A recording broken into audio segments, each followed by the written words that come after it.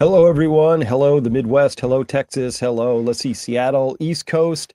Hello, everybody. Welcome to this Signal Hour. I'm back here with Evie. Hi, Evie. Hi, good afternoon, everyone. So good to be here with everybody. So we got obviously another big action-packed show here today. Lots of things to talk about. Most of which Evie doesn't know what we're going to surprise everybody today. Oh, I always get surprised.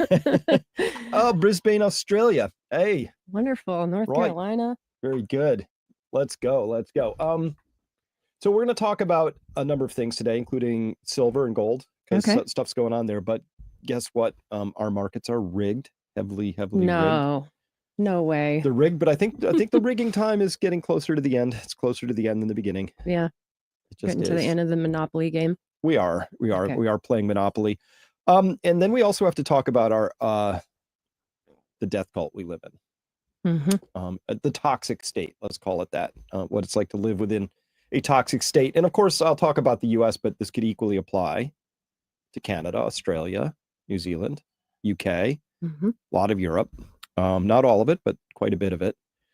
Because we've gotten taken over by something, and we all know it, and we can see it, and it's just getting revealed daily. So we are going to talk about the organ harvesting. Ew. I don't even want to know. Crisis is beyond, it's not even it's beyond a moral crisis. But we have to talk about it. Kennedy just announced it. Big thing. Okay. So let's get started here. Somebody was saying my mic's a little bit hot. Oh, it could be. Thanks for that. We will see what we can do to, oh, not that one. Oops, I pressed the wrong Hold button. on a second. Bring you down a tiny bit there. How's that? Thank you. Yep. Yeah, that looks good. All right. Barry. Thanks, Barry. Okay. Barry's always the best at that. All right. So silver and gold, silver. And gold. So this is going back about it's about a 2-year chart here. You can see silver's on a run.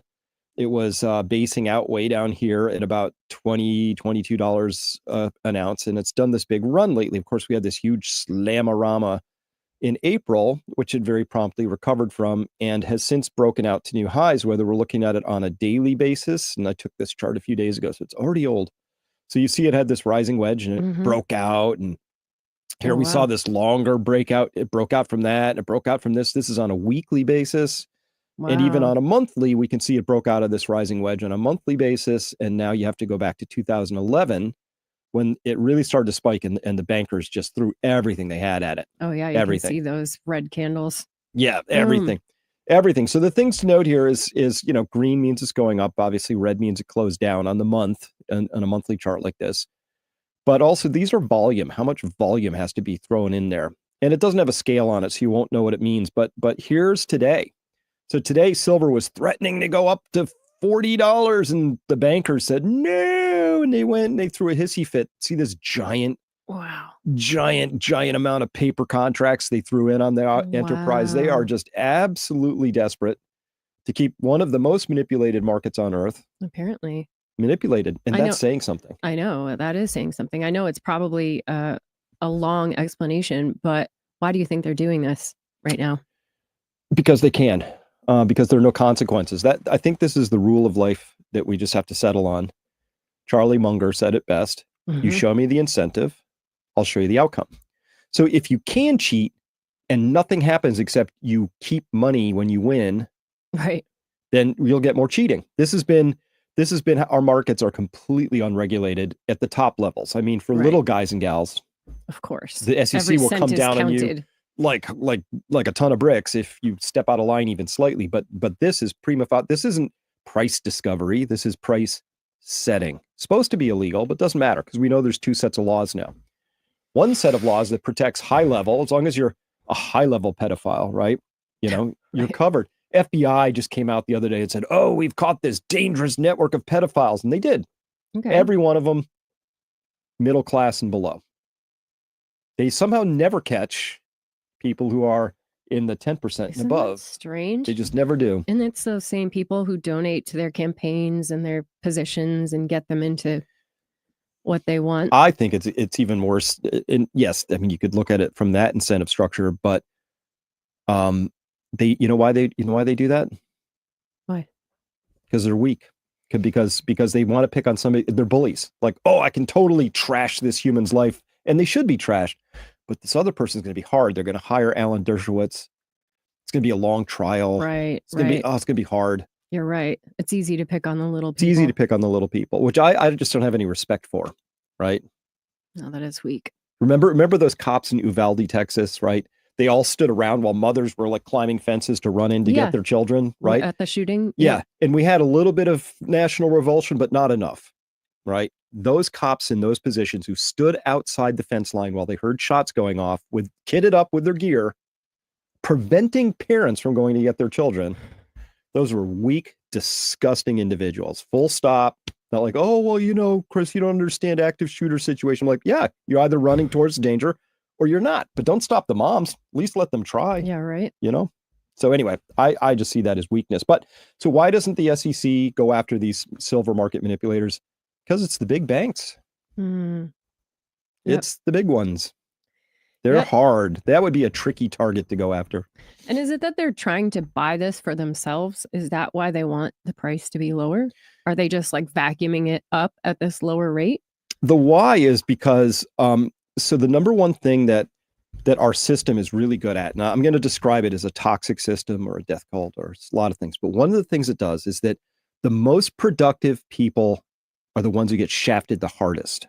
So in a box of Kellogg's cornflakes, $7 now or whatever it is, right?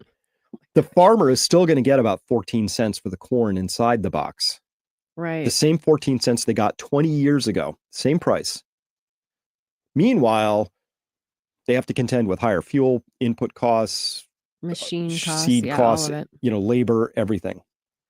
Now, why would the producer get like just almost nothing out of that?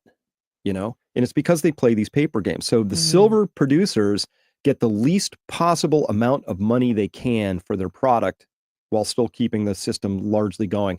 The rest of the profits go to these people, and they've set the system up that way, and they make money, and nobody goes to prison or gets hung publicly. There's a reason for public hangings back in the day. Right.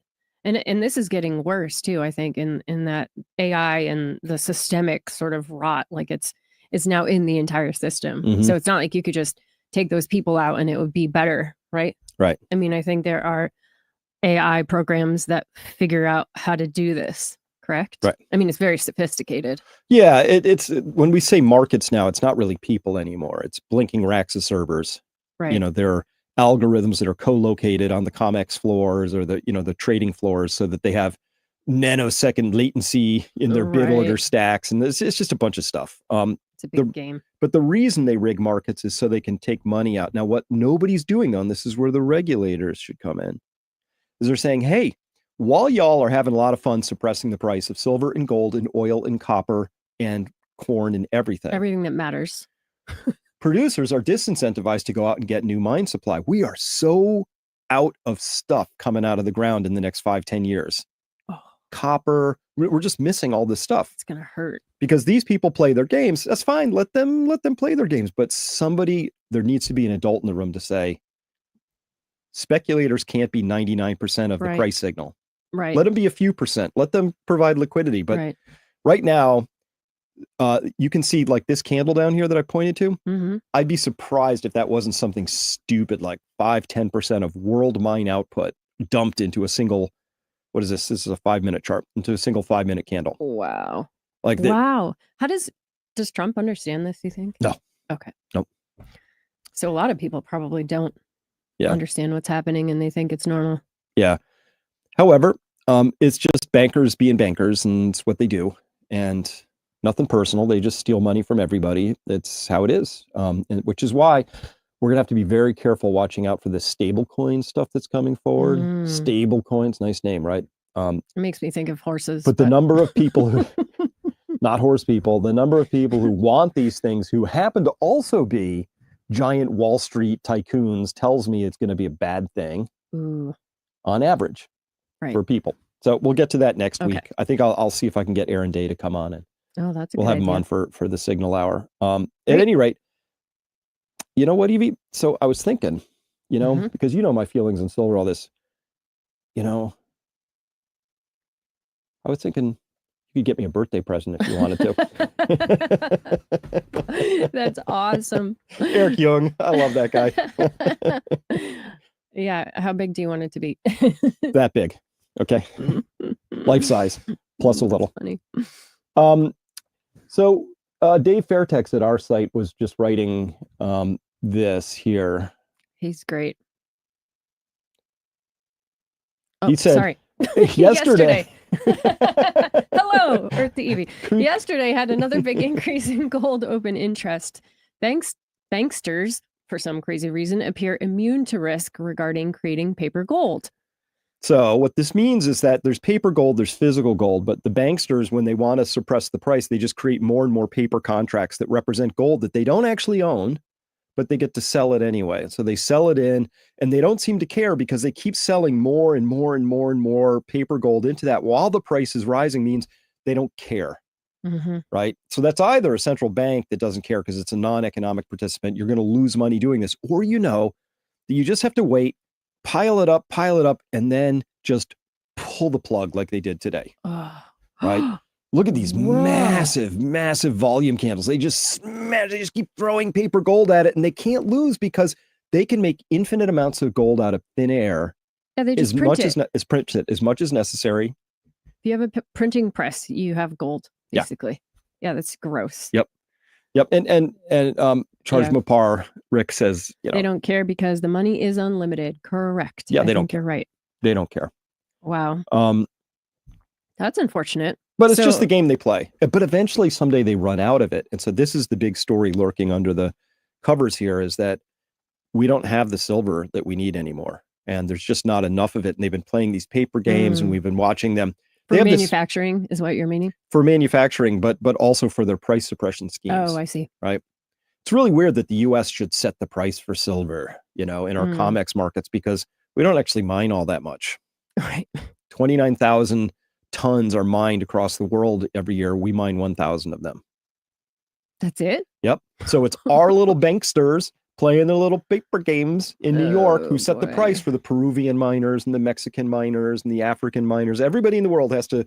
These people just set the price, harvest all the value from it, and make everybody else work really hard, take big risks, because mining is risky business, economically and physically.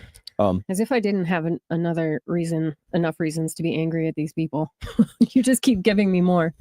Well, it's a very unfair, rigged system, and that's what's coming to light right now. Yeah. People are starting to understand that, and they're getting angry. Unfortunately, they don't have the context for the system, so they go ahead and vote in a Marxist for mayor of New York. Like, well, that'll fix it. Like, I get the instinct. You have been getting screwed. Right. But putting in somebody who's going to screw you harder is not the right answer. No. To regulate everything. You more and make it impossible to do business. And no, we're all going to have to get permits for inner tubing.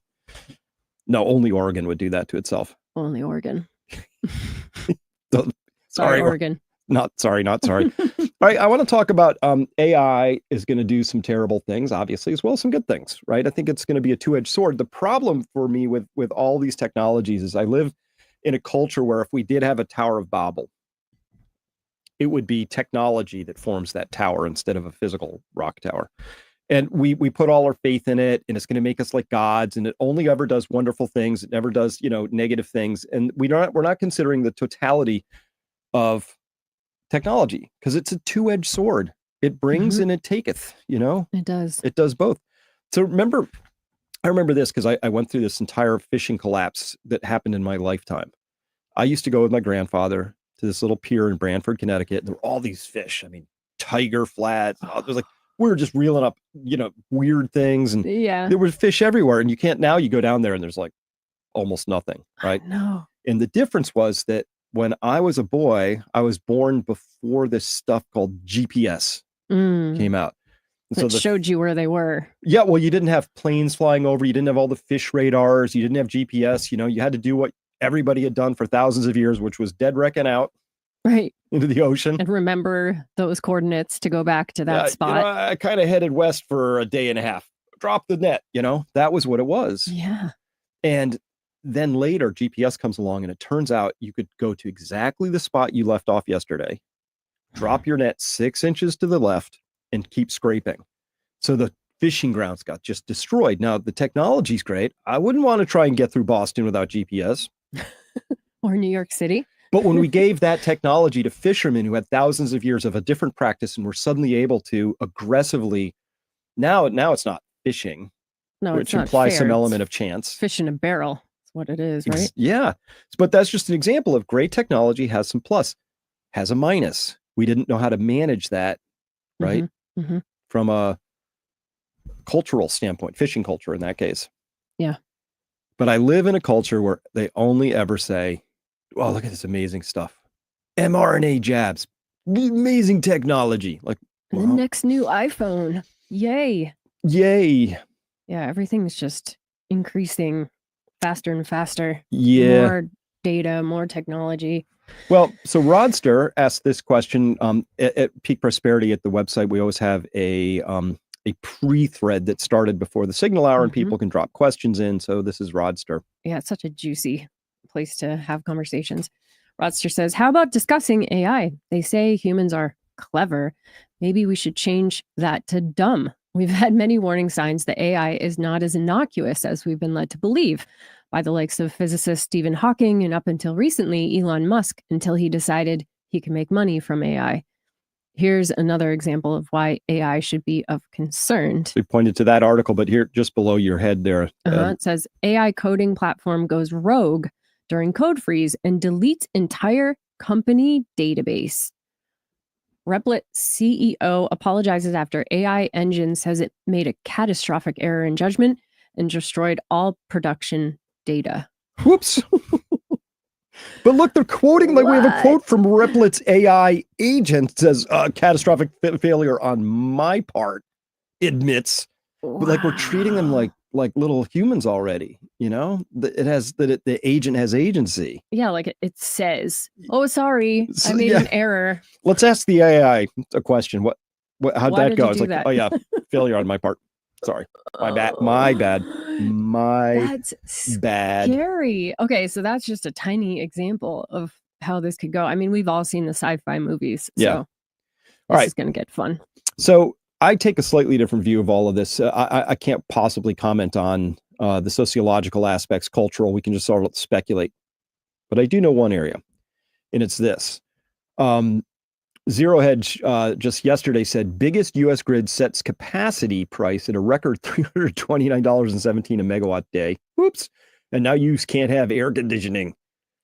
And then later retweeted it and said, just wait until people get their 3x higher electricity and water bills in the coming months so some chatbot can pretend it's self-aware. Oh, that's going to be so unfortunate. That sucks. Yeah.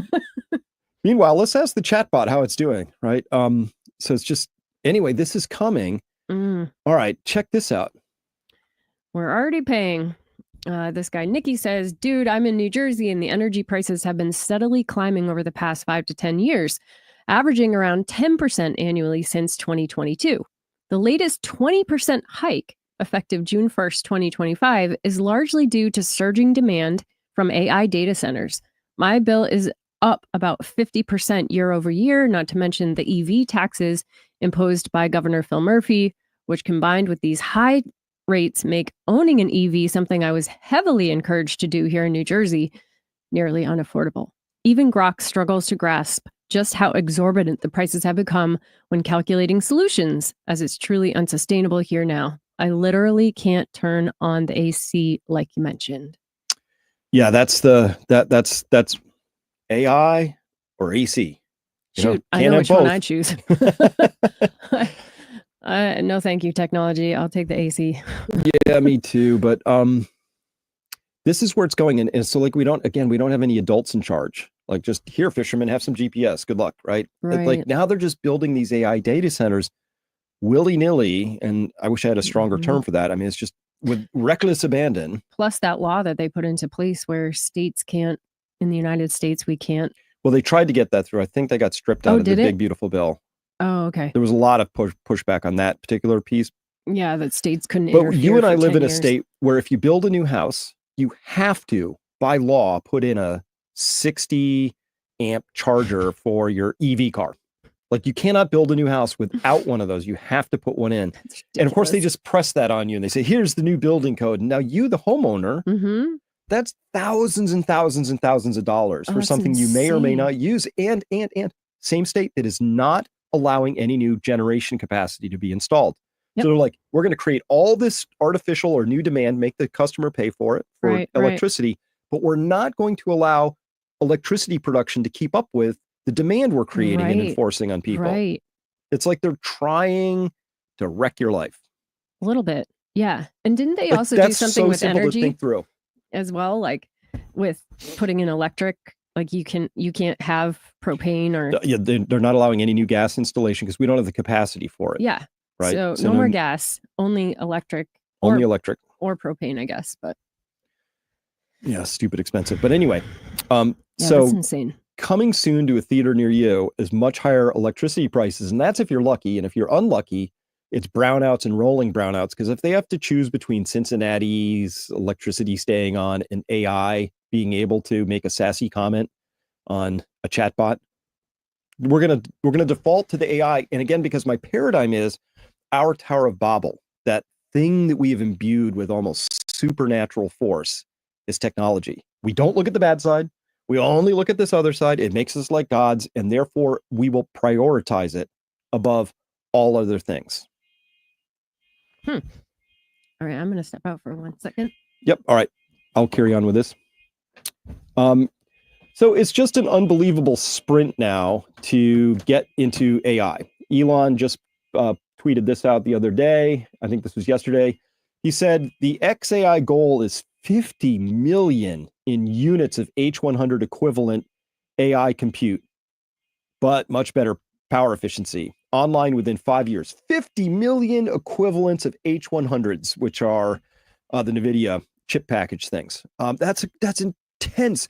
And then he also said 230,000 GPUs, including 30,000 GB200s, are operational for training Grok XAI in a single supercluster called Colossus 1. And at Colossus 2, the first batch of 550,000 GB200s and GB300s, also for training, start going online in a few weeks. This is an unbelievable... Yeah, Joel, you got it exactly right. This is full speed straight ahead into the fog. But it's really intense. Wow. And then Sean writes here that ChatGPT consumes 17,000 times more electricity than the average U.S. household per day. So it's as if that single company was a city of a small size city of 17,000 households. And by 2030, AI is projected to demand something ridiculous, 1,580 terawatts globally, more than entire countries.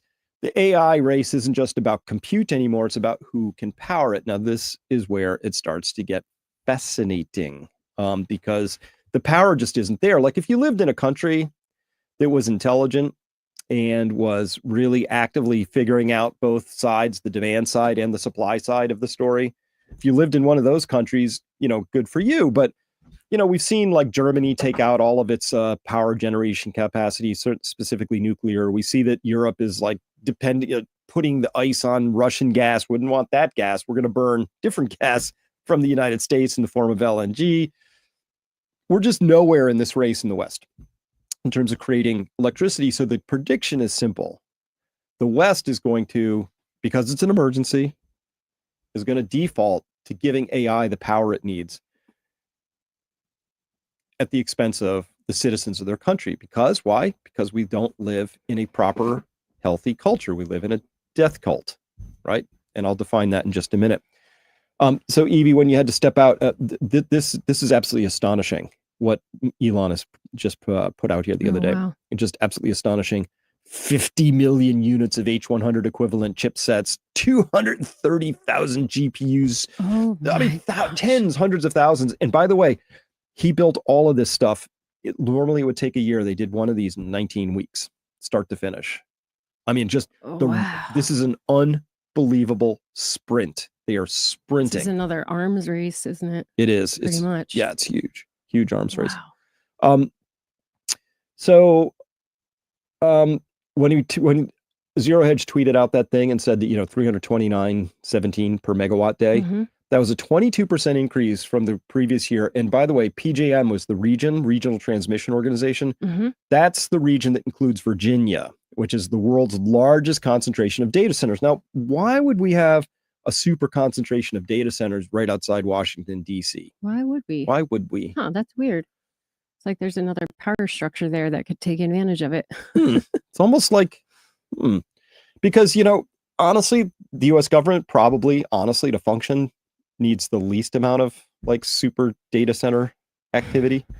We all know that that's part of the Five Eyes and it's all super secret stuff. This isn't like so that housing and urban development can plan floor plans better. Right. It's right. It's not so the Park Service can figure out how to have better bear-proof trash cans that don't defeat humans. And there's a tough overlap. Oh yeah. Between those two data sets right there. It's not for that. We just know that all of this stuff is going to be because they're doing stupid stuff with it. So that makes me angry. My point is that funny. The future of AI is fundamentally then, when you look at this is power. This is electricity. I can't comment on the rest. This is just power, electricity. Where's that going to come from? If you look at it the way I look at it, it means that AI is fundamentally, the future of AI is fundamentally a question of available electrical power. Oh, wow. Look at us. We're going nowhere. Wonder who's winning that race. Okay. We're all done. Shoot, why aren't we making more electricity? There are other ways we could be handling this, huh? Yeah, it's unbelievable. China's just like, this is such a hard graph to read. Oops, wrong one. So look at this. We're basically at 4,000 terawatt hours. Yep. China has put on 4,000 terawatt hours. Our entire amount of electricity the U.S. currently produces, it put on from 2010 to 2020. In 10 years, China added as much electricity production as all of the United States has had and was able to create throughout its entire existence. Plus a little more. Yeah. We'll now put on half that again in the next, 5 years. Wow. And here's how they do it.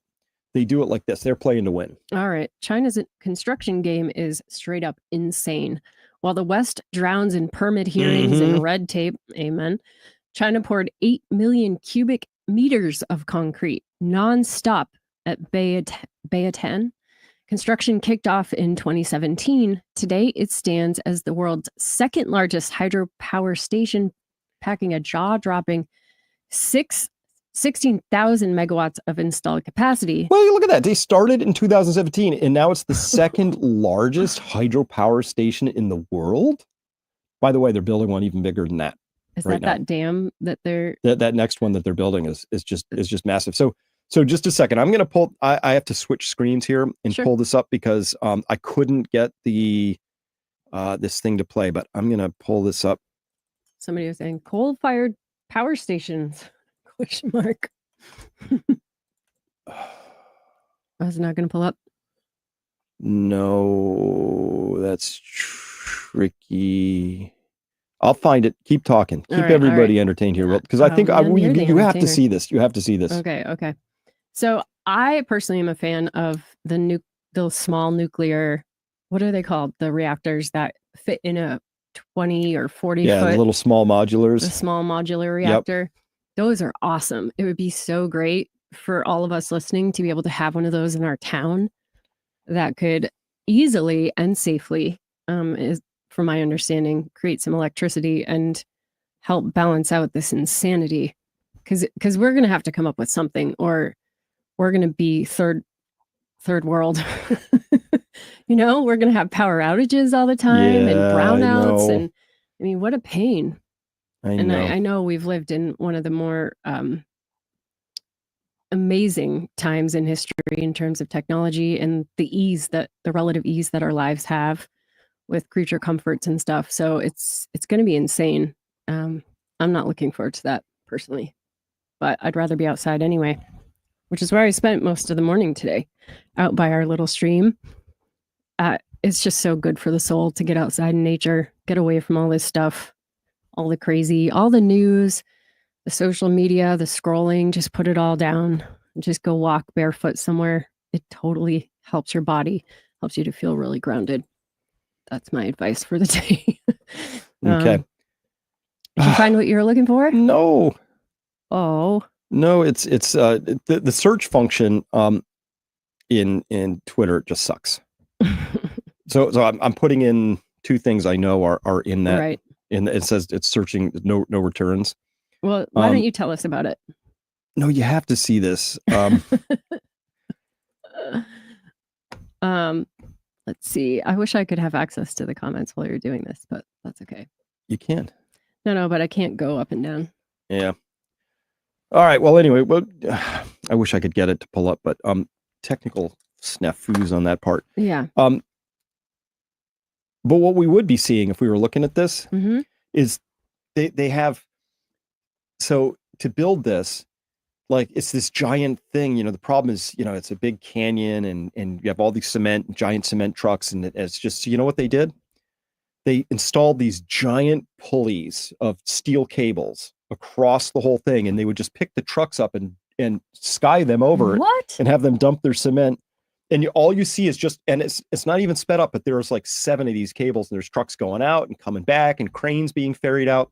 Like what we would have done is you drive all the way down to the site and you back up, beep, beep, and then you like dump your thing. There's like, no, they just figured out a sky crane scenario. It was pretty intense. I don't know how you do that. So I'll find that later. Wow. We can show that. Yeah, that would be interesting to see. All right. Now we're going to go to this, the toxic state we live in. And I hint it's actually a death cult. That's how I'm. As in Massachusetts? Are you talking about the larger United States of America? So do you remember this? When the U.S. jury awarded $275 million in the latest verdict against Monsanto. This was for Roundup, for glyphosate, aka I do remember that generic name, but Roundup was their product, and Monsanto made this product Roundup, and it turned out it gave people cancer, or at least that's what juries decided, and awarded $275 million. And then Bayer bought Monsanto and all of its liabilities. So Bayer being a German company. Right. And then, oops, now Bayer had to cough up a massive whopping $10.9 billion. Wow. Right. Okay. So that sucks. They bought the company, and then next thing you know. I thought Bayer made like aspirin. And no. Are they much more than that? No. Yeah. And so, so here's the thing. Okay. If you or I decided we're going to make some skin cream or something, or, hot dogs, whatever it is, we make a product and it starts harming people. We're out of business instantly. Oh yeah. We get shut down. Yep. Because we'd have this liability and we'd be sued. But if you're a big company like this, you go, well, you know what? Time to figure out how to make a better product. Maybe it's getting expensive, $10.9 billion. Let's figure out how to make a non-deadly pesticide or herbicide. That's what you'd have to do. Or if you're big enough, you do this. Whoa. Bayer lobbies for liability shield after juries side with people harmed by pesticides. Yeah, no, we're not going to make our stuff better. We're going to get a liability shield from Congress if we can. Did it happen? We'll get there. Oh boy. After a series of lawsuits alleging Roundup caused cancer led to high dollar judgments against Bayer, the company is lobbying state legislatures to shield it from future lawsuits and to annul at least some of the 50,000 claims that are currently active. 50. Let's get those annulled. So they did. And they got state legislatures filled with state legislator idiots and morons and demons in Georgia, in Louisiana, various states, to one by one, they're picking off the states. So they come in with, and here's the embarrassing part. They buy off these state legislator people for like 5 digits. Court them and lobby 4 them digits. Until they $3,964 secure your vote, Mr. Simmons, or whatever the story is, right? It's just so cheap. But how does a government feel that it has the right to enforce liability against you individually, but can exclude companies jointly and severally from right? Like, how do they get like, oh no, we'll shield them, but not you, this, but not that. Like, that's not how this works. No. Like, is that just all because of the money? It must be. It is. It's just money. Because people are greedy. It's just money. So, okay. But that was too slow, state by state. So then it jumped. Okay. So thankfully, Congress moves to grant vaccine-like immunity to pesticide giants.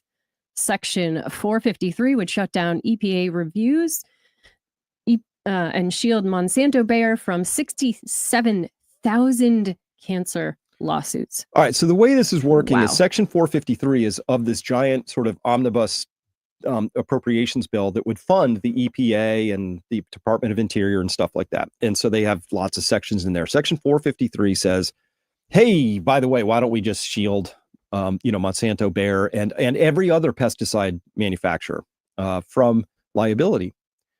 Because, it would just be so terrible if people didn't get sick from these products, Well, I wonder what Kennedy thinks about this, because that just seems absolutely unthinkable to me. Well, he doesn't oversee the Interior Department.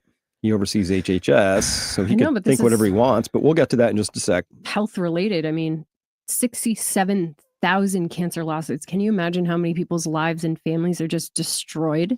Well, maybe not just destroyed, but maybe not even started. Oh, researchers find a high amount of glyphosate pesticide in sperm, 4 times the amount that's in blood. Researchers urgent warning, it's a matter of concern for future generations to have detected such elevated proportion of glyphosate.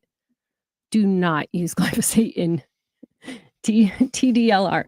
Do not use it in your lawn. You can't. It's in all your food now, right? Right. Well, it's not entirely true. They found that the pesticide and herbicide load in organic produce was 1/10 what it was in what we call regular stuff. But most surprising, I did a huge report on glyphosate, I don't know, 5 years ago. Yeah. And surprisingly, so a company finally went out, a private NGO, because they're not all bad, went out, or a private nonprofit went out and actually tested stuff, took boxes off the shelf, ran it through. Mm-hmm. The number one product that had the highest amount of glyphosate in it, or Roundup, was Cheerios. Mm-hmm. Oats. Cheerios, because of the oats, right? Yep. Because they use this Roundup not to control herbs, but to kill the plants at the end of their growth cycle, so they dry faster. To desiccate it and dry it out. Yep. We've been watching Clarkson's Farm, right? Yep. On Netflix, very good. And they always go out with their little grinder thing, and you can't really harvest till you get to 13.2%, right? Glyphosate gets you there faster, more reliably, so they use it. But then, when you have a child on a high chair, almost always what's spread out in front of them is Cheerios. Oh, yeah, when they're learning their pincer. Yep. Grabbing. Who does this to themselves, really? No, this is so sad. Are we, as a country, are we leading the way with this? I mean, it seems like we are, because we have much worse standards, meaning much higher allowed limits than Europe, for instance. Okay. But, I asked, what could go wrong? Maybe this, Oh my goodness. Global fertility is set to fall below the replacement rate. Now, this could be a lot of reasons, but for sure it's not helping that when families do want to start a family, they have trouble. And it takes a year or two or something's going on. But again, if you lived in a healthy, non-death cult sort of a culture, you would go, okay, what's driving this? It could be economic development. It could be, because we live longer. It could be, economics no longer support having families. There could be a lot of factors to this one. So I don't want to lay this all at the feet of what we're talking about now. But if you had a healthy culture, you wouldn't frame it or ask about it like this. Australia's birth rate hits rock bottom with severe consequences for economic future. Oh no. Won't somebody think of the economy? Won't somebody worry about it? Goodness. Oh boy. All right. So I'll take it from here for a second. Yeah. This is a grok summary. This is the pesticide liability shield, just so you know what's happening. And Section 453 of the fiscal year 2026 Interior Environment Related Agencies Appropriations Act, it's a mouthful, is a provision that prohibits the use of any funds from this or any other acts for the EPA to issue or adopt guidance, policies, regulatory actions, or approve pesticide labeling changes that are inconsistent with or differ from human health assessments conducted under this other thing called the Federal Insecticide, Fungicide, and Rodenticide Act, FIRFRA, or the carcinogenicity classification of a pesticide. So that means that if they run it through their crappy, insufficient, totally rigged testing, and it comes up safe, that's the end of the story. you can't like later find out that something's wrong with it because you see that people are developing tumors or fertility's plummeting or birds are dropping dead out of the sky. Like what you can't, the heck? they want to just run it through their shitty little testing system once and call it a day. How can they do this? Because they're demons. Because we have to square up what we're up against here now. This is not, these are not the actions of a healthy culture that cares about anything. They're not. Except money and profits for some of its top donors or whatever the story is. In red, critics refer to it as the Pesticide Immunity Act or the Pesticide Immunity Shield because it effectively shields pesticide manufacturers from liability in failure to warn lawsuits by locking in outdated EPA assessments and preventing label updates based on emerging evidence, scientific evidence, even if companies knew of the risks, even if they knew, and you could prove it. Total liability shield. Oh, they would not do that for any other product. You're right. They would, no. And by the way, this rider, I'll just underline that word. It's a rider. Somebody tucked it in there. And so it says the bill containing this section was advanced by the House Appropriations Subcommittee on Interior, Environment and Related Agencies Chairman Mike Simpson, Republican from Idaho, who also proposed an amendment during markup to reinforce that pesticide labels must align with EPA human health assessments. Sources describe the provision as been quietly slipped in by Republican leadership with no single named sponsor for the specific section highlighted. But I'm going to go with the guy who is the chairman, Mike Simpson. So in case you were wondering, everybody, this is what a demon actually looks like. Oh, wow. He does look like a demon. Don't always want to judge a book by your cover, but I would not be leaving my grandchildren alone with this guy. I would not want this guy making any sorts of decisions. He looks demonic to me. He just does. He does. He looks unhealthy. Yeah. It's an angry, bitter, small, terrible, tiny dick guy. You know, that's who we're talking about here. No, I'm not kidding. Anybody who says we're going to prioritize pesticide profits over health of the planet, of the people, of children, deserves every bit of shaming and contumely we could heap upon them. Just absolutely nasty, disgusting human being right there. All right. So I have to back up just a tiny bit here because I had to slide out of order, but I'll get there. So check this out. Exposed. The state of Connecticut lied about postponing spraying of the toxic chemical dicot into our waterways until 2026. They are currently spraying it. They decided to rush ahead and poison our rivers and lakes with dicot, a chemical that is estimated to be up to 200 times more toxic than glyphosate, which is banned in Europe and proven to be harmful to humans and wildlife, according to Chris Webby. Dicot can affect you when breathed in and by passing through your skin. Exposure can irritate the eyes, nose, throat, and may cause nosebleeds. Exposure to large amounts may cause severe poisoning with nausea, vomiting, diarrhea, tremors, convulsions, and even death. But here's Connecticut spraying it into our waterways. Why are they using that? For what? Well, because there's weeds. There's certain types of weeds, cinquefoil or algae. You don't want those. You don't want plants growing in water like plants do. You know. Oh. So Khalees said, "Oh no, it's public knowledge. It's public knowledge that they are killing us with pesticides and therefore not illegal." Yep. WTF is right. Exactly. Goodness. Where's this? I complained about this during COVID. Okay, where is this? Okay, so just hang on one second because I have to zing down here a tiny bit.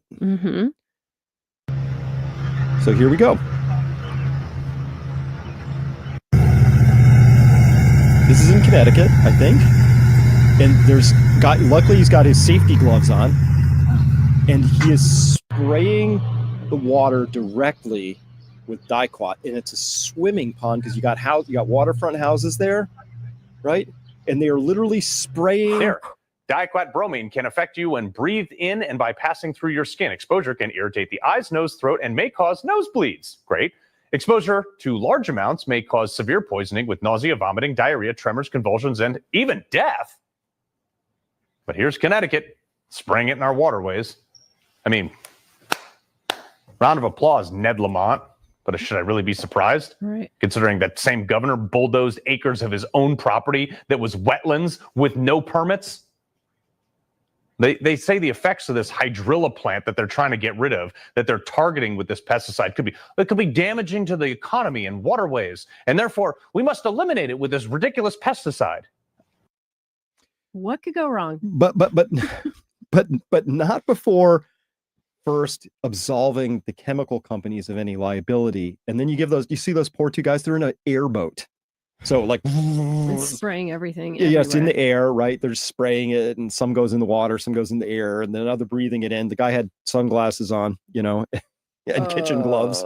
Right? I would love to follow up. But with him now it's in 5 the years water. And see what happened. So here's the thing: you and I both know that if you want to try and do something, right, the EPA, the DEP will come down and land on you like a ton of bricks. Oh my goodness, that's wetlands, even though it's just like slightly moist soil, right? And we have to think of the environment. And they come down like a ton of bricks. But when the state wants to do it, they just load up hundreds of liters of this stuff and spray it straight into the water that people are going to swim in. And I guarantee you, there were no warning signs. There's no informed consent. Right. There's no sense of what this could do.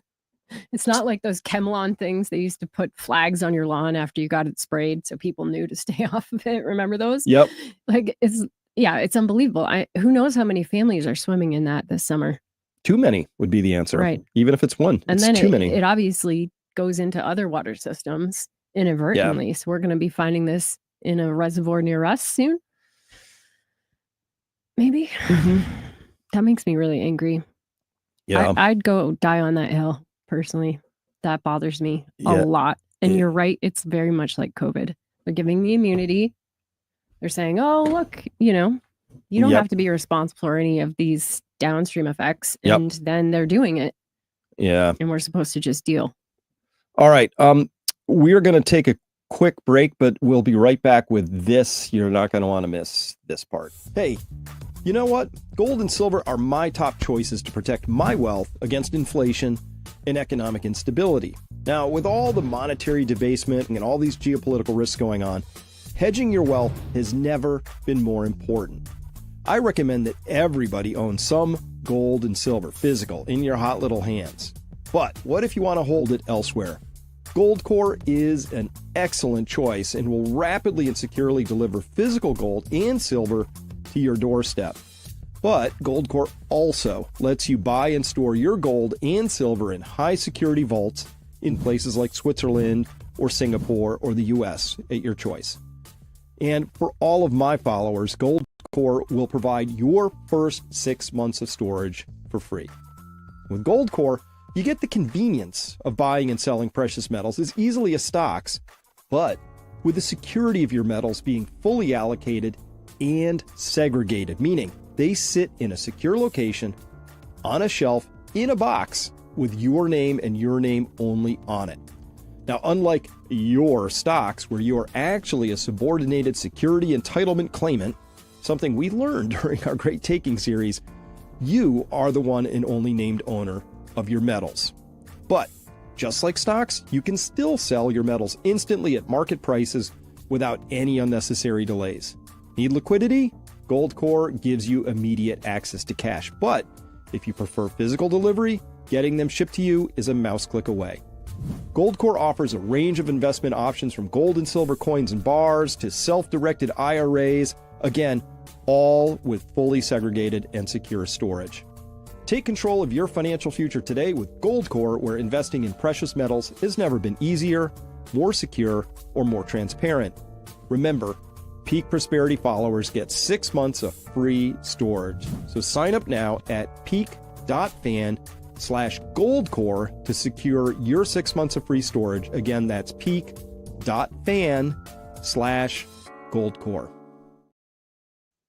All right, and welcome back. And by the way, I love silver. This is a piece from Mike Maloney. He gave this to us a while back at an event we were at.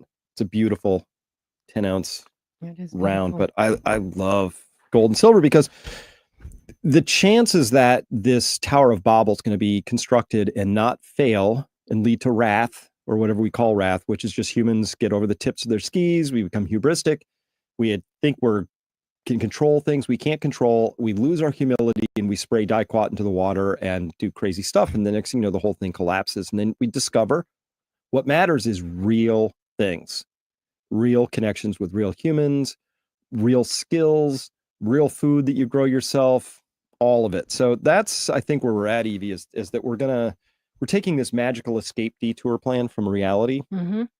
But as Ayn Rand said, you can ignore reality for a while, but you can't ignore the consequences of ignoring reality. Right. You Correct. know? That is a very good statement. So I think we're coming up to the consequences part, but I want to talk about this, which is the death cult part. So okay. I did my best to come up with a definition, and it looks like this.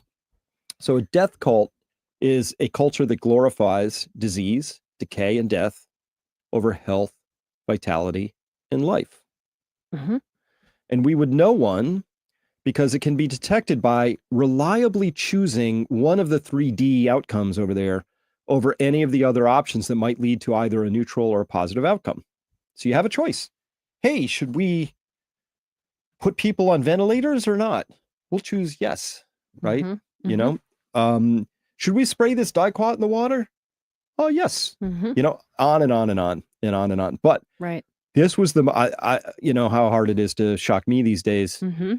I wasn't prepared for this. Just came out yesterday from Secretary Kennedy. Okay. WTF. That's the title over this one. Yep. Our findings show that hospitals allowed the organ procurement process to begin when patients showed signs of life, and this is horrifying. The organ procurement organizations that coordinate access to transplants will be held accountable. The entire system must be fixed to ensure that every potential donor's life is treated with the sanctity it deserves. Okay, so okay. I mean, this is, and he says horrifying, and it is, okay? Mm-hmm. Organ procurement organizations. So let's go into that in a second. So we don't have to read that second part because I actually went and pulled that report and dug through it a little bit and found some spots. We got to talk about this. But I thought there were two comments that popped up right away that I thought were really important because these are hospitals. Well, they're like, you know, patients still had signs of life and they harvested the organs anyway because hospitals. Oh, wait a minute. Mary Taylor Bowden asks. Hospitals also deny patients transplants if they don't get the COVID shots. Oh, so we'll pluck the organs out of a still living person, but we won't give it to somebody who hadn't got a COVID shot. Death and destruction and decay. There it is. There it is. That's a death cult. That is just so, nasty. Oh, it's so gross. Like if you are in that system, if you work in that system, if you're a part of that in any way, shape, or form, gross. Mm-hmm. Full stop. Mm-hmm. How do you sleep at night? I don't know. And Matt Van Swal asks, why isn't anyone at the hospital being arrested for this? Isn't this akin to murder? If you rip out someone's organs while they're showing signs of life, that's condemning them to die. This is completely insane. Mm-hmm. People need to go to jail. Yeah. I need to get myself off of the organ donor list right now. I used to be on one and then I took myself off, but that was before I even knew about this. But oh, this is horrifying. Okay, so I went and I pulled this. Mm-hmm. And so HHS finds systemic disregard for sanctity of life, which is very careful bureaucratic speak for these people are committing murder, right? In the organ transplant system, came out on July 21st. And he says here, Robert Kennedy Jr. today announced a major initiative to begin reforming the organ transplant system following an investigation by its HRSA that revealed disturbing practices by a major organ procurement organization. Quote, our findings show that hospitals allowed the organ procurement process to begin when patients showed signs of life. That's called murder. And this is horrifying, Secretary Kennedy said. The organ procurement organizations that coordinate access to transplants will be held accountable. The entire system must be fixed to ensure that every potential donor's life is treated with the sanctity it deserves, end quote. Okay, so that's bad enough, but Evie, here's what they found. All right. HRSA examined 351 cases where organ donation was authorized but ultimately not completed. It found that 103 cases showed concerning features, including 73 patients with neurological signs incompatible with organ donation. What do you think a neurological sign incompatible with organ donation is? When you're raising your hand or blinking your eye or like, hey, I'm here. Stop. No, I'm not dead yet. Seriously. Oh my God, it's so horrifying. At least, this is my worst nightmare. At least 28 patients may not have been deceased at the time organ procurement was initiated, raising serious ethical and legal questions. Hold on. Isn't that an oxymoron statement, though? Isn't that just like when they take your organs, they do kill you. They do kill you. So, but I love how they undersell that. Very careful bureaucraties is raising, serious ethical and legal questions. It's like, really, you don't say. I can't think of any. What ethical and legal questions could arise when you harvest organs from not dead people? Evidence pointed to poor neurologic assessments, lack of coordination with medical teams, questionable consent practices, and misclassification of causes of death, particularly in overdose cases. So first they give you the OxyContin. They give you the overdose epidemic. They get you hooked on it. And then this is just gross. Remember, a death cult prioritizes disease and decay and death over all other outcomes. Yeah. This sort of, these findings could not arise in a healthy, non-emotionally damaged, stunted culture. Yeah. Like, we just have to square up to, I would agree, what we're up to here. And this is why I'm so excited, every year for our annual summit, because we bring together people who aren't built this way. We're non-demonic, right? We don't have like evil, nasty people with horns walking around flicking tongues and nictitating membranes on the eyes, because we have to talk. We have to come together. When you live in a death cult, being around other people who are life centric, because there is an opposite to a death cult. You can be for the opposite of all those things. Yep. It's really important to be around those people. And that's when I get recharged. Yeah. To be around good people again, because we do exist. It's true. It's true. It's wonderful to come to a gathering of individuals that are like-minded and, to commiserate with people who see the world the way you do and to make friends with those people. Yeah. We've been doing this for is this our 5th one? 5 years or 4 years? We've been doing them for many years, but that's in true. its current incarnation, correct. Honey Badger event has been only happening for 5 years, but you were doing these seminars before, but I've been doing them for years and years. If you can come join us at this this year's event, it's going to be incredible, and it's September 12th, 13th, 14th through 14th, 2025. Lake Winnipesaukee, New Hampshire. It's going to be beautiful. Well, so let's take a look at this. So in that report, it said, and I just love these bureaucratic, like carefully understated things, but when you understand what they're saying in bureaucraties, these are explosive. Quote, vulnerabilities were highest in smaller and rural hospitals, indicating systemic gaps in oversight and accountability. Smaller and rural hospitals, same day, different story, different day, same story. The system preys on the poor and the powerless. This is what the Epstein situation just taught us, right?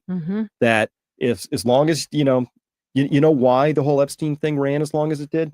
Because these weren't girls that they plucked out of Eton or a top prep school. Right. These were lower socioeconomic girls. They don't count. We don't count to them. We just don't, we don't count. Like they don't care. Worse, to them, I think they get power and joy and nourishment and dopamine from harming people. So, hey, can you go get that? So, I mean, that's just sort of my observation there on that. So, what the even? Here we have Don't Tread on Mama writing, quote, I have worked as an intensive care nurse, RN, for the last 13 years. These organ procurement companies are pure evil. Hospitals require nurses to contact these companies if patients meet certain criteria, even if they have wishes to not be an organ donor. What? Even if you say, no, I don't want to be an organ donor, these companies come in, they says, quote, these companies come in and try and hustle families to consent to this on the patient's behalf. It made me sick to call the companies and watch them through the glass windows trying to get these families to agree to harvest the organs of their loved ones who was still alive and fighting for their life. So this is the system. And so why do we have this system? We have this system because people make money at it. It has nothing to do with what's right, what's good. They're like, oh, you want to be an organ donor? They say at the DMV, because that's where you sign up, right? You want to be one, you check a little box. And when you check that box, you give away your whole life to this system that is careless and rapacious and part of a death cult. And they do it because they can make money. It's the stupidest, most vile, gross, evil sort of reason in the world. They do it because their jobs depend on it and they get a bonus if they do it, right? So at any rate, Evie. Yeah. CHD was on this. This is from last year. They're already on this whole thing before. Okay. As an organ donor in a hospital setting, your organs are only taken if you actually die, right? Wrong. When you go to sign up to be an organ donor, you go to the Department of Motor Vehicles and you see the brightly colored signs that say, give the gift of life. You're never offered a consent form. You're never told that when you become a brain dead organ donor, you are not biologically dead. These people have a beating heart. Their lungs are working. Their digestive system works. Their kidneys work. People who have been declared brain dead have delivered healthy babies. These people are in no way dead. And there have been a couple cases just recently in the news. Terrence was what seems like a wonderful kid, a 19-year-old football player. He was in a motor vehicle accident and in the goodness of his heart got out of his car to go check on the people in the other vehicle when a third vehicle ran into him and gave him a terrible head injury. His parents have shocking and horrible videos that they posted on social media of them begging medical professionals to come and help their son, all to no avail because he had been declared brain dead. The other case is the case of Amber Ebanks. She was a 23-year-old Jamaican business student in New York. So she drove herself to Montefiore Hospital in the Bronx. 10 days later, according to her sister Kay and Dr. Paul Byrne, who examined her, she was declared brain dead, though, again, she had a beating heart. She had lungs that were working. She looked like every other patient in the hospital that was getting better. And her family fought for her. They wanted care for her, but they were pressured almost every other day. Doctors wanted to remove her life support. The organ procurement team actually showed up the very first day after her procedure, even before she was declared brain dead, being interested in seeing her become an organ donor, which her family refused. So, oh, that was awful. It is awful. And by the way, it turns out hospitals can make up to $250,000 selling your organs off, right? But the family, did they get any of that? Is their hospital bill reduced? No, you gave the gift of life. Everybody else made $250,000 off of the whole deal. So it's just wow, that's really gross. That's super nasty. And that poor girl, she died. She starved to death. They refused to feed her. Did you see? Mm-hmm. And then the woman didn't. No, I mean, they will punish you if you go against their authority. I don't know why. When did it become true that if you go into a hospital, you give away all your rights, like rights that prisoners even have? Mm-hmm. Right. How do they get to suddenly? That's a hostage situation. Sounds like a kidnapping to me, right? It does. What I don't understand is how all of these people make it across dark parking lots back to their cars safely at night. You can just feel the pressure building once all this gets revealed. It's pretty dark. So I'm glad for Secretary Kennedy, for opening this up. Me too. And looking at it. Right. But if I want to talk about what I think is the main reason for this, which is in Timothy 6:10. For the love of money is the root of all kinds of evil. For the love of money. It's not money itself.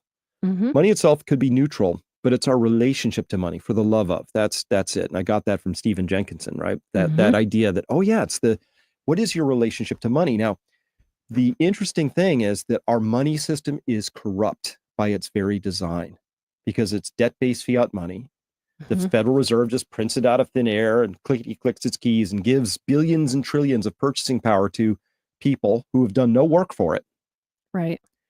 Meanwhile, stealing all that purchasing power effectively from everybody else out there, that is a system of slavery once you understand the mechanisms, right? And so it's corrupt by its very design. If a money system that allows me to steal from you without your knowledge or consent is corrupt, and it's guaranteed to lead to corrupt outcomes. And so then we end up with things like this. We have a corrupt money system, and next thing you know, you end up with this junk. Yeah, you sure do. Right? And so that's the beginning of the quote, "For the love of money is the root of all evil." But it just goes on and expresses that a little further. By craving it, some have wandered away from the faith and pierced themselves with many sorrows. Yeah, it's the whole parable of the beggar and the rich man. The rich man doesn't, you can't buy your way into heaven, because you become about the money. You make yourself about the money, and you end up piercing yourselves with many sorrows. It feels important. I got to chase the money. But I'll guarantee you, these people who when they finally straighten up and if they wake up into their life, they're going to go, whoa, I murdered people so we could harvest organs. Like, that puts you in the grossest of human camp ever. It just does. Yeah, I think so. And they believe they're helping somebody somewhere, which is the gross part about it. But if they thought it through, they would understand they're part of a really corrupt, evil system. And they sold themselves for a few shekels, for a few tiny pieces of silver. Yeah. It's really awful. It's really awful. But who can forget? Never forget, right? That, quote, Medicare determined that if you had a COVID-19 admission to the hospital, hey, the hospital got $13,000. And then if a COVID-19 patient goes on a ventilator, you get $39,000, right? Scott Jensen. I forgot about that. That's awful. Right. So guess what? Incentives. We had a lot of COVID and flu went away entirely magically. Well, where'd flu go? It wasn't flu, because flu didn't get you 39 plus 13,000. Those are big incentives. But again, 39,000 to put somebody on a ventilator, and they had to be on for some number of days, more than 5 or 6 or some, I forget what the number was. That's when you get the 39,000. It turned out that the people who went on ventilators had an 85% kill rate, whereas people who were in the ICU and didn't go on ventilators had about an 85% survival rate. Hospitals knew this. You couldn't have missed it. You're on the floor. You saw the people were dying. You're a doctor. Not a chance you missed those statistics. Right. That wasn't like 3% versus 4%, right? Right. This was completely diametrically obvious, and they continued to do it, and they continued to kill people because the hospital administrators were leaning on them, saying... And meanwhile, you couldn't give other treatments that might actually help. Could have, and but so no, they blocked all those. On...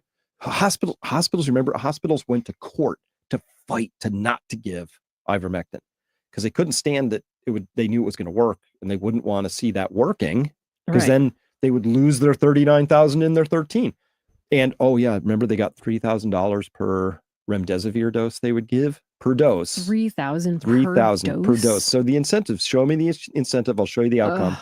So we got a lot of that. Dr. David Martin does a great job talking about this. Yeah. Remember that in 2018, remdesivir, one of my favorite targets, remdesivir was too unethical to put into Ebola clinical trials in Africa because it had a 53% kill rate published in medical journals. Ebola doesn't have a 53% kill rate, but it was chosen in April and May of 2020 to be the drug of choice to treat COVID. This drug was too unethical to use in an African clinical trial because it was killing 53% of the people that it was given to. And we had Anthony Fauci, Deborah Birx sitting next to the president going, we need to use remdesivir, despite the fact that the World Health Organization said it was unethical to use it. Here's the problem. The problem is, as long as the financial interest that dictates what product is going to be promoted is the one making the declaration of the pandemic, we have no possibility for accountability. We have no possibility for justice. And what we do is we allow people who were formed out of the eugenics office, Carnegie Mellon in 1913, that same group of people that were the same group of people that established the World Health Organization in 1953, that same group of people are the ones who are making this decision. And I don't know how you feel about eugenics, but I have a problem with it. Well said. Then we have remdesivir, which was too unethical to use in an African trial, suddenly being pumped into everybody's veins. And Fauci had stock. I mean, that was his drug that he wanted to have succeed, and he wanted to be able to use so badly, right? Yep. It is a failed product. The nurses called it "Run, Death is Near." When they had just a couple weeks experience with it, their kidneys shut down and all kinds of stuff happened, and they died. I got personal emails from people saying that their loved ones had been killed by this, and what was their recourse. And the problem is, when you live in a death cult that refuses to hold the demons accountable, answer is there isn't a lot of recourse at that point in time. So it led to this, right? Now, does this nonsense make sense? Remember, top 10 countries for recorded COVID deaths. The United States, we had a million people. Had it the worst. Oh, Stephen Colbert and Rachel Maddow, they're like, oh, but we lost 1 million people to COVID and it was so terrible. You anti-science people. I'm like, how did we do that? If we're like that, all that in a layer of frosting, if we're just the greatest country in the world and we've got this amazing healthcare system, how did we lose more people than Indonesia, which has about roughly the same number of population? Or India. Places where they don't. India has 5 times as many people as we have. And we lost many more people to COVID, right? Now, some of this is classification errors, obviously, because we just called everything COVID, but we use that to justify why we needed more measures and lockdowns and mandates and things. But it also speaks to the idea that we actually killed more people directly. Yeah. Right. We killed a lot of people directly, and not least of which is the UK down here, which has hardly any people compared to any of these other countries in terms of population, but just murdered so many people with midazolam and morphine. That's a death cult too. Did they have remdesivir? They did too, right? Probably. I'm not totally clear how they enforce that. Awful. We lived through a nightmare. We did. Y'all, everybody. That was a nightmare. So to sort of bring this into focus, I'm sorry to subject everybody to this. This is I apologize in advance, but there was this interview with Hunter Biden, right? And we'll listen to this, but to me, Evie, this is an example. This is a humiliation ritual. Just him talking on TV with, being given a prominent platform and being able to talk about the things he talks about. It was a wide-ranging interview. I just got this little snip out of it, but it's a humiliation ritual, which basically is to show us, rub our noses in the idea that elites do whatever they want, get away with it. In fact, you're going to see he's sort of something of an expert on this subject. So he's being, that's fascinating in an ultra sort of edgy sort of a way. Here he's going to talk about his expertise in something.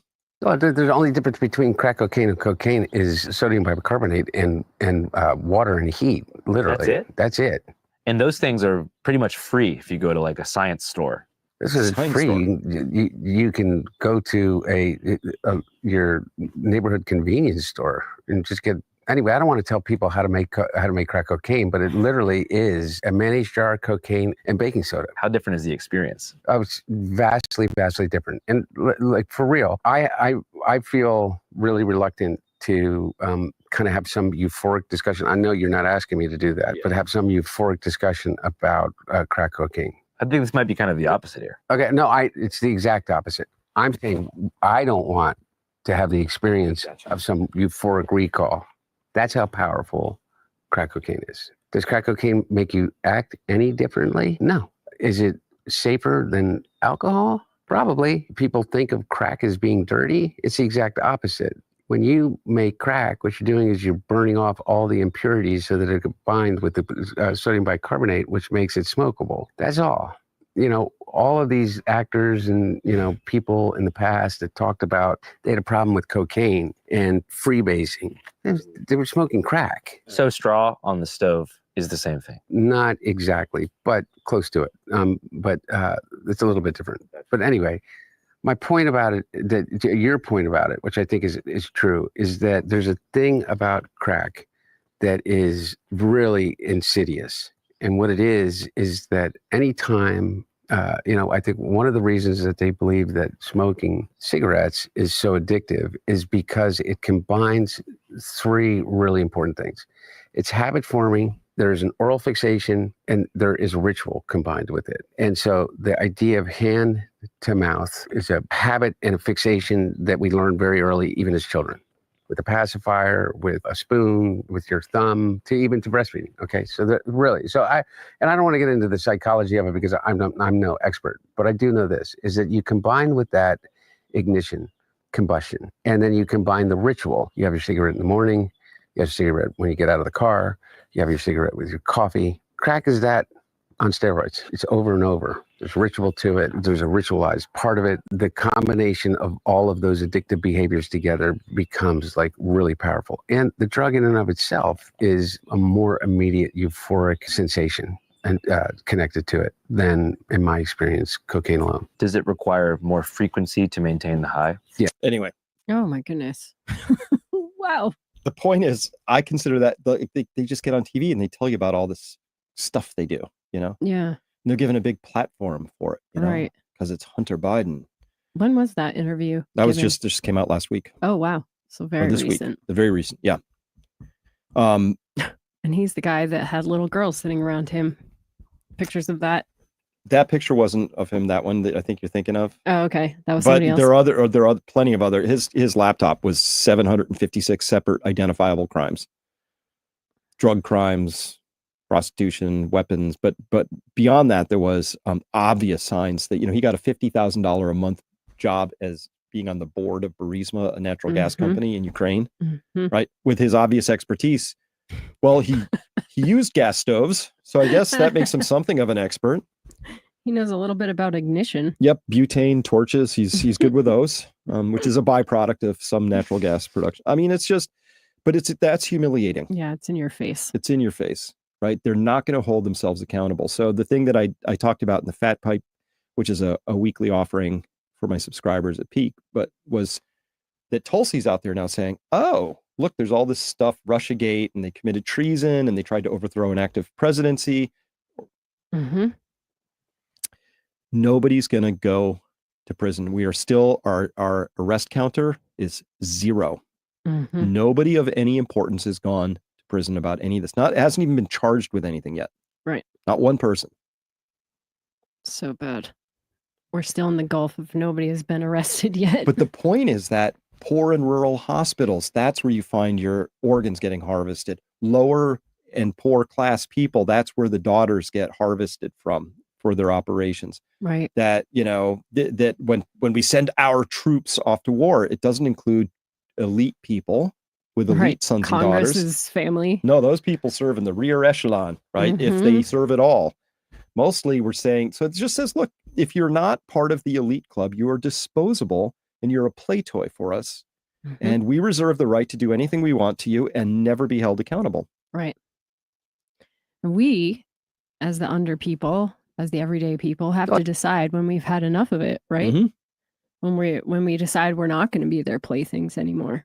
And when we decide that we're willing to give up all the things that we have in order to take those people down, you know, because in order to kind of get rid of the system we have, we're going to have to make some sacrifices, I think. Yep. But when is enough? Enough is a good question. Well, you know, this is the great opportunity that's going to be squandered by Trump. Is he has the opportunity. He was given a clear mandate by people to go in and fix the swamp. And we all know you don't fix a swamp by not arresting the swamp. There have to be consequences. So there was this thing there's this concept of a public hanging. Okay. And it could be literal or it could be metaphorical. So let me give you the metaphorical one. Let's say you got a new boss, new CEO comes to a big company, decides they're going to make a big strategic turnaround. They announce this big strategy, and they know that they've got 4 different types of people now in the audience. They've got people who get it, they're on board, vocal about it, awesome. People kind of fence sitters, they don't really know, but they're not really going to be against it. Yeah. Then you have people who are vocally against it, but they're okay too. You know why? Because if they're vocally against it, it gives you an opportunity to sharpen things up. The people you have to watch out for are box 4 people. They are going to be silent and undermining it every chance they can because they're going to be the silent haters. Now, in this corporate setting, you identify those box 4 people, the silent but deadly folks, right? And she caught the reference. You find and you stand one of them up in your first meeting and you say, hey, Bob, get all your stuff. Security's going to meet you at the door. You're done.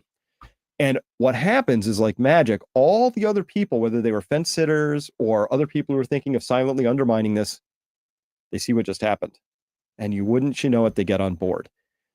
Literally, public hangings weren't about the execution of the person nearly as much as it was for the benefit of the assembled masses, which would include other people out there going, you know, I was thinking of stealing a horse. I'm rethinking my options right now. Right? Because that's the point of a public hanging, is so that everybody else in the audience can see that it happened, so that all the other people who are thinking of doing bad things That's how you get them on board. Honestly, That's right. We understood that psychological process a long time ago. Yeah. And they've used it on us, honestly. Those in the higher up positions. I mean, think about the Canadian truckers. Like, Exactly. that whole thing was just an exercise in showing us that if we stand up and we say too much and, peacefully January assemble. 6th, January same 6th. thing. Yep. Very much so. No, there's a perp walk that they have where, if you get caught with something, they'll take you out in the handcuffs. And if they're polite, they'll let you drape something in shame over your head on the walk. But the perp walk's purpose is so the agents can have a little picture for their resume and also to show other people considering these things that this is what happens to you. Now, again, they don't happen to catch people above a certain level. Billionaires never go to jail. Nobody ever gets in trouble. There was this billionaire, I forget his name, but he was heir to some big fortune, totally caught with child porn. And the judge ruled, well, I don't think he'll do well in prison. So, house arrest for him. But caught dead to rights with something that puts anybody else 20 years in state penitentiary. Unbelievable. And I could pull that up. I forget, read something or other. I forget what that case was. But it happens over and over again. Without Trump holding these people accountable by putting them in jail in a very public way, nothing changes. Yeah, I know. Nothing changes at all. I don't know if you heard, but on the Epstein stuff, I had heard, and I don't know if you can confirm it, that Ghislaine Maxwell was supposed to be having some kind of a trial. She was, I don't know. She might be speaking again to somebody. Yeah. DOJ. Yeah, she was doing something to try and limit what she's serving for jail time and some kind of a plea deal, or I don't know, in the Supreme Court. But she wanted Trump to kind of weigh in, and she was willing to speak about what she and a lot of the people that she operated with were doing, and nobody took her up on it, as far as I know. Of course not. Of course not. So, which is too bad. All right. Well, how about some fun stuff? Okay. We'll close out this. That's tough. But the point is, we live in a death cult, right? And unless we rebel against that, and there's not lots of ways to rebel. One way is just take yourself out of the system. And so for me, gold and silver and farming and all these things are just ways for me to say, y'all be y'all, but I don't want to be part of that, right? And so as well, it provides a little buffer territory for in case they wreck the system, which they probably will someday. They'll just break it. And it's going to be bad because, most people can't grow their own food. Most people are completely dependent on the system. Everybody's in a city, full stop, 100% dependent on the system. And so, to not be ready for that or resilient in some way, I think is putting a lot of faith in some people who've shown they don't care at all about the outcomes for you or me. Seems like a bad strategy. So I think it's important to be prepared. Just before we came on this program, I just spread 2,400 pounds of fertilizer out in the field for our cows and all that. We're not off the fertilizer train yet. We're trying, but hasn't happened. Not yet. We're getting there. But Moji's walking around better today. All right. So let's talk about this. Hey, everybody. This is mark it on your calendars. Ooh. The Perseids are coming back. One of my favorite nights of the year, July 29th. I hope the weather is cooperative where you live. This is awesome. They're here every year, actually. My daughter was born right around this when I saw them. Yeah. All those many years ago. The sky is about to explode with meteors, 2 meteor showers at the same time on the night of July 29th into the early hours of July 30th. At its peak, expect up to 100 meteors per hour shooting across the night sky, some even turning into fireballs. I remember one year that one was so bright, I had a shadow because I was looking down when it came over. Oh. And after it had passed, you could hear the crackling. It was like you could. Oh, wow. Like there was made a noise. As it burned out. Yeah. It disintegrated. It was, that was awesome. Well, love that. Cool. This is sort of this is happy stuff. It's good news, but it makes me sad for myself because, again, I live in a culture where this would not happen. But if you lived in an intact culture that cared about its people, you would get this. We're jealous of Japan. Japan just buried a tiny reactor called Yorai. I don't know how to say that. That powers towns for 10 years. Japan has developed a groundbreaking nuclear innovation called the Yorai reactor or microreactor no larger than a shipping container. This is what I was talking about. I know. Designed for isolated communities and disaster zones, this buried reactor provides clean energy for a full decade without refueling. Oh, Unlike traditional nuclear power plants, the Yori has no towers, no on-site staff, and no risk of meltdown. It uses molten salt cooling and low-enriched uranium in a sealed unit, making it safe even during earthquakes. 2 Yori reactors are already powering remote towns in Hokkaido, Japan, replacing dirty diesel generators with zero-emission energy. The system is completely passive. It shuts down automatically if anything goes wrong. By 2030, Japan plans to install 50 more across the country. This might be the boldest nuclear experiment the world has ever seen. Good for them. boom. I mean, that's good news to me. I mean, this is if I woke up tomorrow, Evie, and I heard that we were about to install hundreds of these. Now, Trump did sign an executive order saying he wants to see things like this happening. More nuclear. Yeah. But here's the thing. You can say that as a president, sign an EO, but then you find there's all these busybodies who are just going to regulate the bejesus out of you, right? We're not going to be able to do what China does. It's like, dude, we'll just install giant cables and dump cement from the air, you know? I know. Like you can't do that, right? There's so much inertia in our system because of all the people that take their cut. Yep. Everybody's got to get their little cut. They have to justify their stupid little jobs, you know? And anyway, but we don't have time for this malarkey. We can't fool around with giant regulatory burdens. Small towns in particular are going to be really hit hard in this whole thing. They're going to print more money in the future. We know they are because that's what they do. And as they go through that whole process, you know, inflation gets higher and higher. People find it harder and harder to make do. The enshittification proceeds, right? Remember, we were just this weekend, we had to go find this one thing because we had a piece of equipment stuck in the woods, right? And had to get it out, right? So we wanted this thing. Frustratingly, every website we went to, Home Depot and Harbor Freight and all these other ones, they would have it on their website, but say it's not actually at the store. But if you ordered it, they could get it to the store by some time. So they had all these products that they didn't have in stock. In real time. Yeah, that was very frustrating. Indeed. All right. Because we're rural, it takes us a few days to get those things anyway. Very good. So I think we're at the end of our time. Evie, you going to bring this home for us? I got something for us. Okay. I do. And this is just an invitation to the wild part of your life, wherever you find it. This happens to be by a poem by Mary Oliver called When I Am Among the Trees. She says, when I am among the trees, especially the willows and the honey locust, equally the beech, the oaks, and the pines, they give off such hints of gladness. I would almost say that they save me.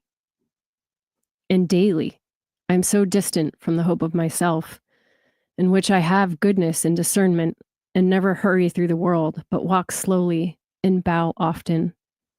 Around me, the trees stir in their leaves and call out, "Stay a while."